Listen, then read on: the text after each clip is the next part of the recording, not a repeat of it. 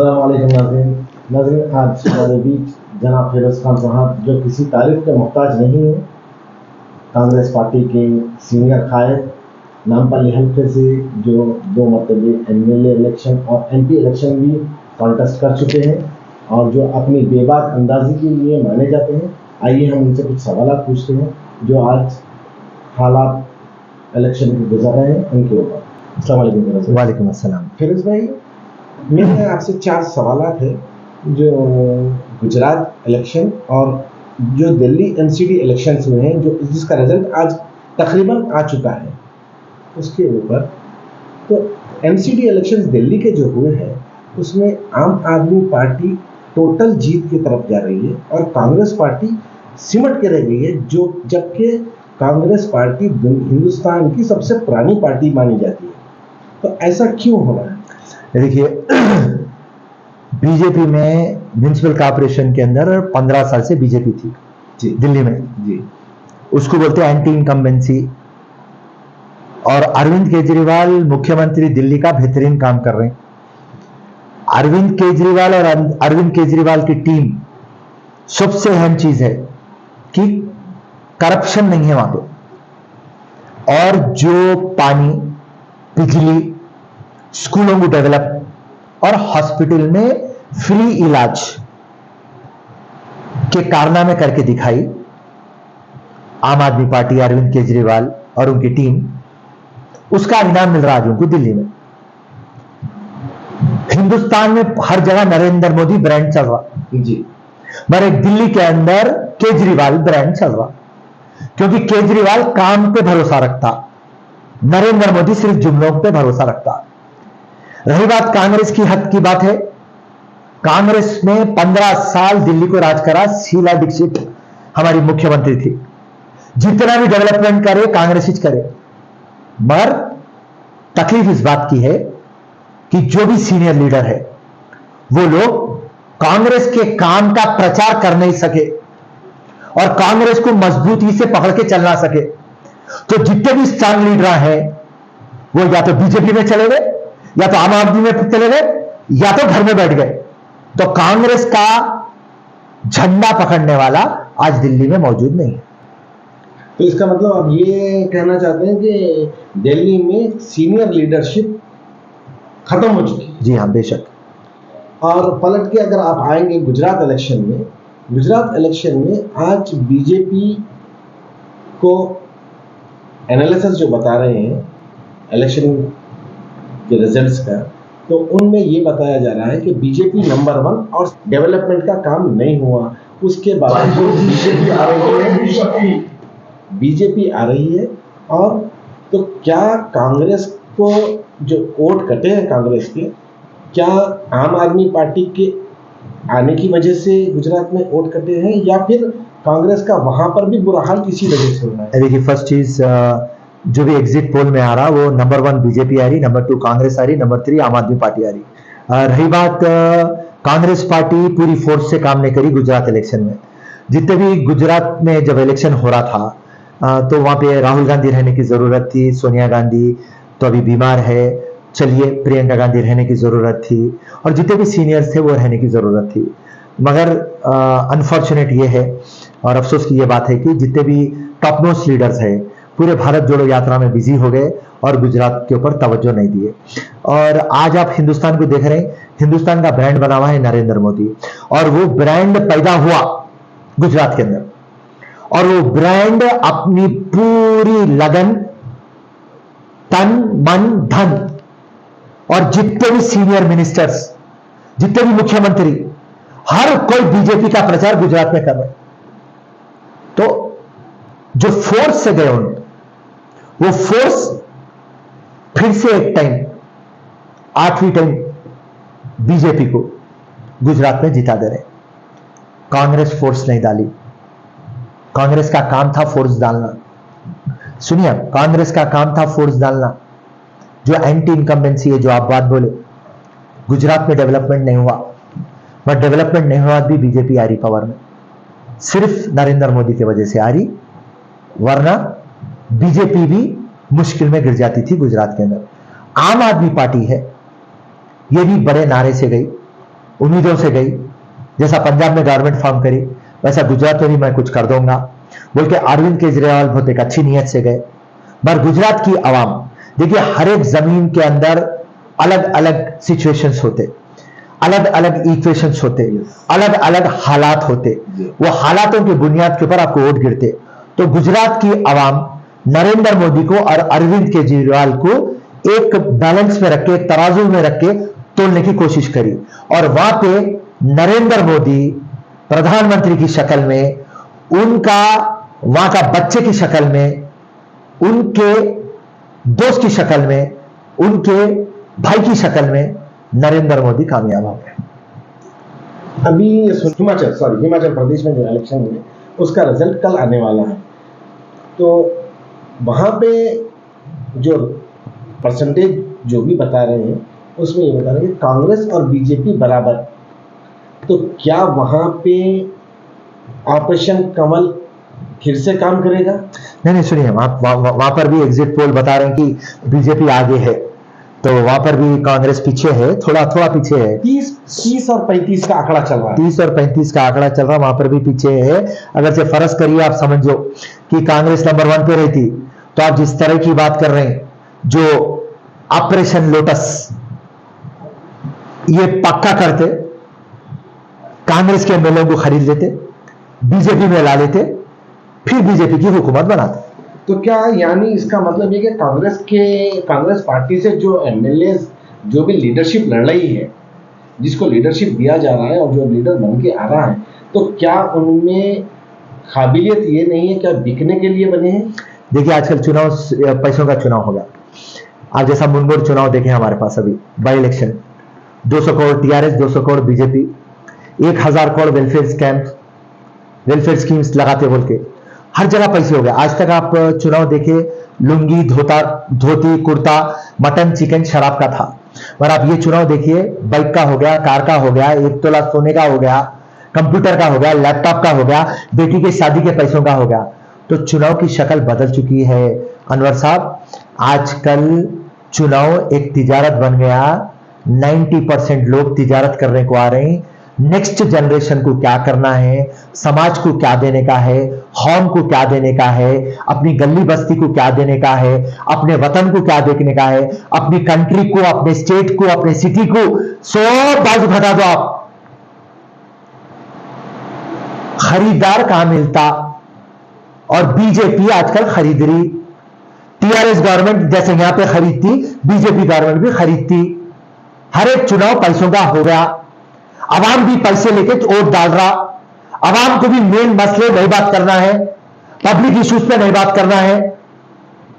हर एक जन को टीआरपी होना, हर किसी को एक आदत हो गई अनवर साहब पिक्चर देखने की। जिस तरीके से बाहुबली, जिस दिन से केजीएफ, वैसा पिक्चर देखने की आदत हो गई। और पिक्चर कैसा चल रहा, ये मोइनाबाद एमएलए को खरीदने आगे गए 3 बट्टेबाजा picture, Moinabad farm house, BJP के लोग टीआरएस को खरीदने को आ गए पिक्चर। मुनमुड़ इलेक्शन, लंगा इलेक्शन, चोर इलेक्शन पिक्चर। कविता ईडी का 1 रेड हो जा कहते, सीबीआई इंक्वायरी को आजारी कहते, कविता अरविंद से लड़ली कहते पिक्चर।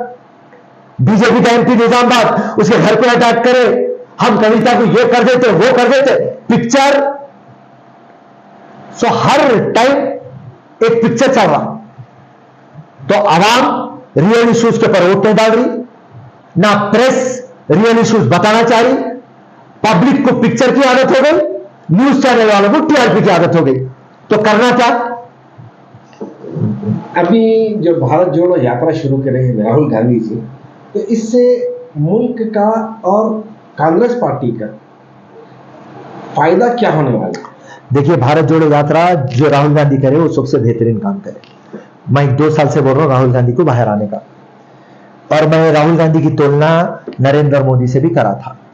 जब लोग ये समझे कि मैं नरेंद्र मोदी की तारीफ कर रहा हूं तो मैं बीजेपी में जा रहा हूं, तो मैं उन लोगों को साफ साफ ये समझाया, साहब मैं नरेंद्र मोदी की तारीफ इसलिए कर रहा हूं कि 7 बजे से लेकर रात के 12 बजे तक आदमी काम कर रहा। आज को 8 साल हो गया, एक दिन की छुट्टी नहीं लिया। लोग मेरे को गलत उसमें लिए। राहुल गांधी को बोला 24/7 काम करना है, क्योंकि जो दिखता वो बिकता। जी, और आज जब राहुल गांधी बाहर आए, अब तक राहुल गांधी के दोस्त, राहुल गांधी के अपोनेंट, राहुल गांधी के दुश्मन और राहुल गांधी के साथ जो रहते, राहुल गांधी को यह बोल रहे थे कि पप्पू है, पप्पू है। आज राहुल गांधी रोडों के पर निकले एक इतिहास लिखने को, 3,500 किलोमीटर का भारत जोड़ो यात्रा, कन्याकुमारी से लेकर कश्मीर तक नॉन स्टॉप। तो आज वो लोग क्या बोल रहे हैं, भाई इनको पप्पू बोले थे, ये तो आग बन गया, चिंगारी बन गया, ये हत्ती उठ गया, ये शेर बात कर रहा। आज राहुल गांधी जो आए हैं, मैं आपके चैनल के सामने बोल रहा हूं, अनवर साहब, राहुल गांधी अगर से नहीं आते तो कांग्रेस तकलीफ में गिर जाती। कांग्रेस पार्टी आईसीयू वार्ड में थी, राहुल गांधी आके आईसीयू वार्ड में से अब कांग्रेस को बाहर निकाल रहे, क्योंकि जब उन्होंने रोडों पे आए, बच्चे से ले लेके बूढ़े तक, जवान से ले लेके औरत तक, हर कोई राहुल गांधी के करीब आए। और मैं था राहुल गांधी के साथ, 11 किलोमीटर साथ था। वहां पे आवाम आके बोल रही, हमारे घर में नौकरी नहीं है, मेरी बेटी को नौकरी नहीं है, मेरे भाई को नौकरी नहीं है, कारोबार के लिए पैसा नहीं है, कारोबार खत्म हो गया, गरीबी में हम लोग लाचार हो गए। कांग्रेस थी जब हम अच्छे थे, बीजेपी सिर्फ जुमले की पार्टी है जी। सबका साथ, सबका विकास, सबका विश्वास, सबका प्रयास, खाली नौटंकी है, ड्रामा है। यहां पे स्टेट गवर्नमेंट में केसीआर, बंगारू तेलंगाना, गोल्डन तेलंगाना, सोने का तेलंगाना, चिप्पा दे दिया तेलंगाना। किसके पास कुछ नहीं है। आज दौलत है तो केसीआर के पास, आज दौलत है तो नरेंद्र मोदी के पास। तो आप जो निकले, हमारे को एक उम्मीद आ गई। तो इसका मतलब यह हुआ कि आने वाले इलेक्शंस, जिस तरीके से साउथ में इलेक्शंस होने वाले, कर्नाटक, फिर उसके बाद तेलंगाना, फिर शायद आंध्रा भी आएगा, तो इनके उनमें राहुल गांधी की जो भारत जोड़ो यात्रा निकली है, इससे कुछ असर पड़ेगा। सुनिए, मैं अभी फिल वक्त का असर तो नहीं पड़ेगा, मगर मैं आपको एक बात बोल दे रहा हूं, कांग्रेस के लिए सबसे बेहतरीन हुआ राहुल गांधी बाहर आना। क्योंकि जो राहुल गांधी बाहर आए, ऑर्गेनाइजेशन रीजनरेट हुआ, कैडर रिवाइव हुआ, कैडर में एनर्जी आ गई, कैडर में होप आ गया। इसका असर 2 महीने के बाद होगा। 2 महीने के बाद, फरवरी के बाद, जहां पर भी चुनाव होगा वहां पे कांग्रेस का असर होगा, आप ये देख लीजिए।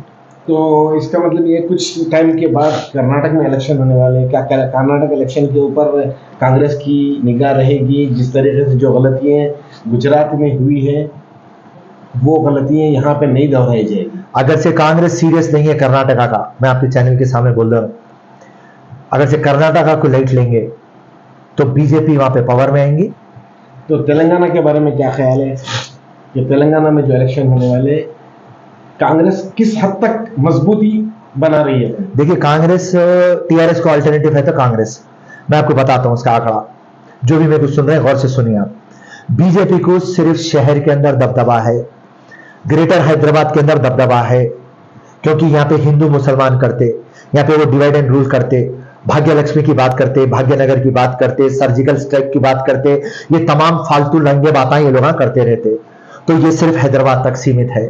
गांवों के अंदर, जिसको आप बोलते रूरल एरियाज, रूरल एरियाज में बीजेपी का दबदबा नहीं है। अगर से हर बूथ तक, हर एक मंडल तक, हर एक गली तक, हर एक मोहल्ले तक, हर एक कॉन्स्टिट्यूएंसी तक, हर एक जगह तक अगर से किसका कैडर है तो सिर्फ कांग्रेस का कैडर है, बीजेपी का कैडर नहीं है। बीजेपी का कैडर ग्रेटर हैदराबाद में है, ये मैं बात को मानता हूं। तो टीआरएस का अगर से कोई अल्टरनेटिव है तो वह कांग्रेस पार्टी है, और अगर से चुनाव जीतना है तो टीआरएस जीतना या कांग्रेस जीतना, बीजेपी नहीं जीत सकती।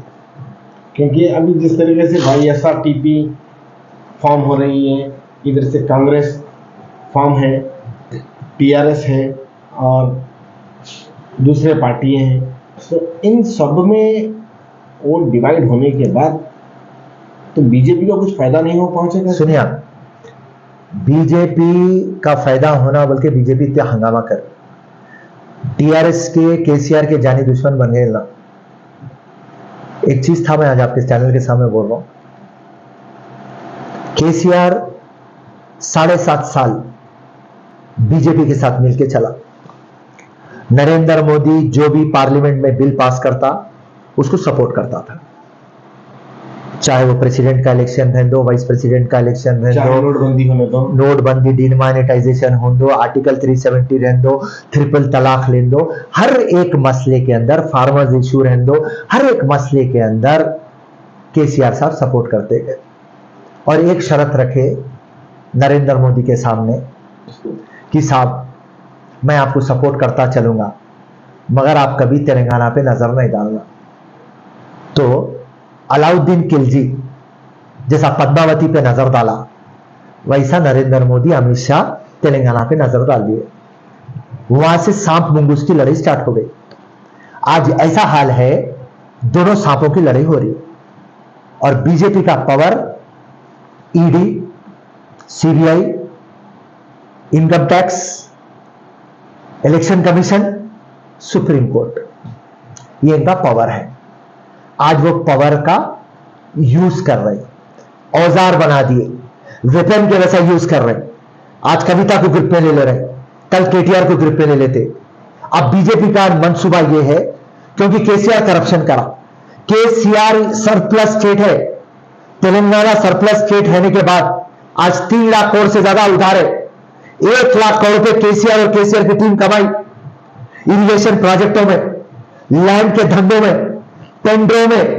ये एक ओपन सीक्रेट है और ये बात बीजेपी को मालूम, ये बात हम कांग्रेस वालों को भी मालूम, मगर कांग्रेस ना दिल्ली में पावर में है, ना तेलंगाना में पावर में है, ना हमारे हाथ में ईडी है, ना हमारे पास सीबीआई है, ना हमारे पास इनकम टैक्स है, ना हमारे पास इलेक्शन कमीशन है।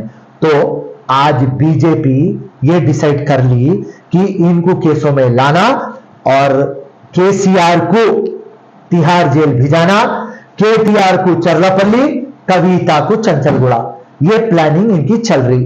तो ये प्लानिंग इनकी किस तरीके से आगे बढ़ती, इसमें क्या मजबूती ला सकते, क्या हकीकत हो सकती, मैं आपके सामने अभी टिप्पणी नहीं दे सकता।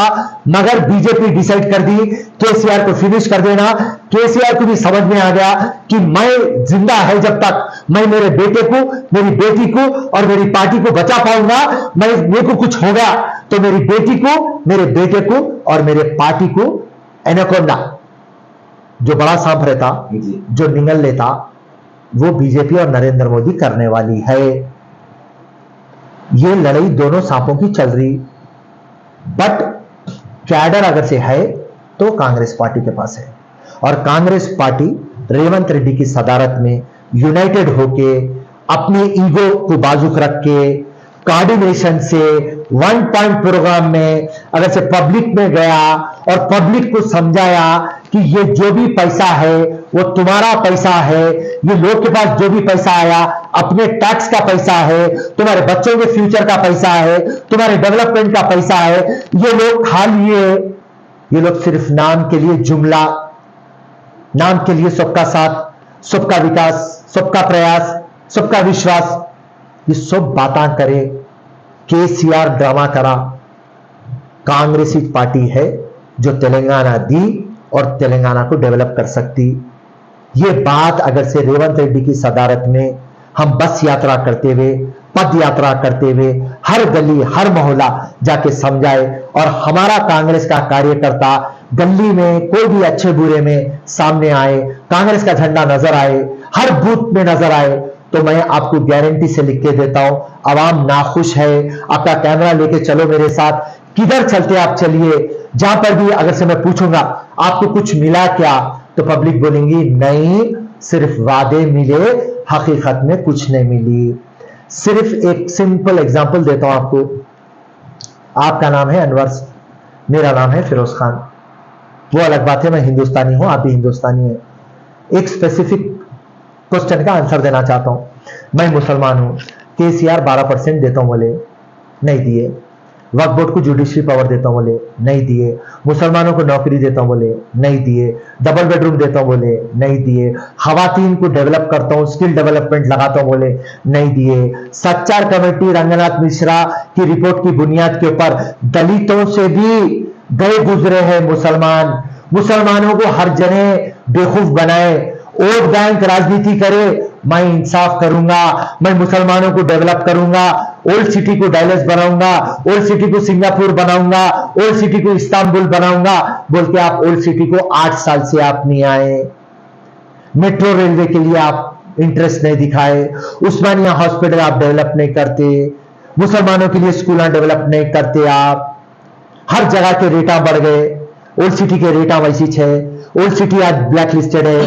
मुसलमान को क्या भी आप डेवलपमेंट नहीं दिए। आज शादी मुबारक भी आप देते तो 1.5 साल के बाद आता, शादी तो हो जाती, बच्चा पैदा होगा, शादी मुबारक की स्कीम आती।